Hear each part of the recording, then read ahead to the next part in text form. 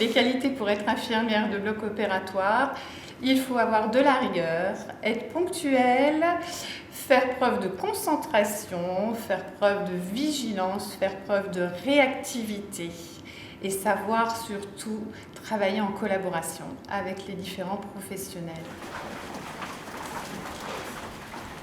Donc là, c'est toute l'instrumentation pour les praticiens.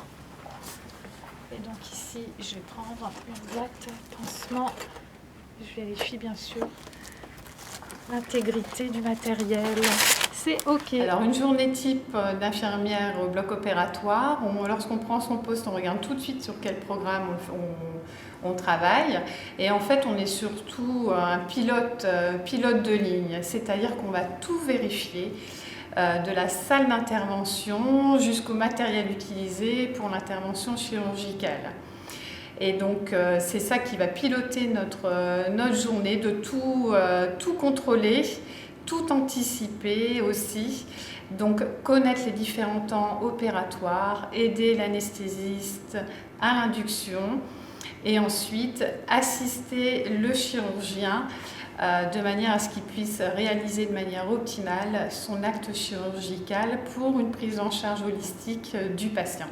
Et on fait partie de cette prise en charge holistique. Bonjour madame, je m'appelle Amélie, je suis infirmière, je travaille avec vous pendant le bloc tout à l'heure. On a un contact avec le patient dès son entrée au bloc opératoire par son accueil. Ensuite, on le prend en charge dans notre salle d'intervention. On a les différentes parties de la checklist. Il y a une partie où le patient n'est pas encore endormi. Et ensuite, on le retrouve en salle de réveil, puisqu'on va l'amener jusque-là. Il ne sera pas forcément réveillé, mais on le reverra de toute manière. Donc, il y a toujours un contact avec le patient qui se fait. Il est très bref, mais il est très fort, parce qu'il y a le stress du patient qui est là. Le stress est majoré avec leur prise en charge qui n'est pas habituelle. Et donc, le lien entre l'infirmière et le patient est très fort.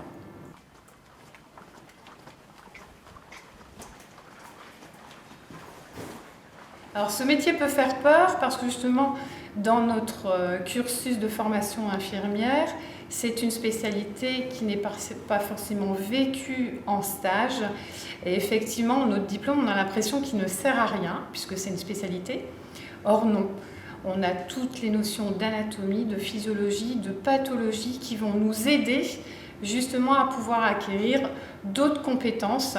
Et justement, le travail en collaboration aide à cela, en discutant avec les praticiens, même pendant les interventions, de manière à ce qu'ils nous apprennent, aussi bien sur le tas, mais on a aussi une part de travail personnel, de rechercher par nous-mêmes. Mais ça, c'est la définition de l'infirmière. On doit être tout le temps, perpétuellement, dans un cursus d'auto-formation. Pourquoi ça fait autant d'années que je fais ce travail et que je l'aime? C'est parce que c'est un travail à part, je ne voulais pas faire autre chose et je n'avais pas le diplôme d'IBOD et c'était un vrai challenge pour moi de pouvoir apprendre cette particularité, cette spécificité du métier.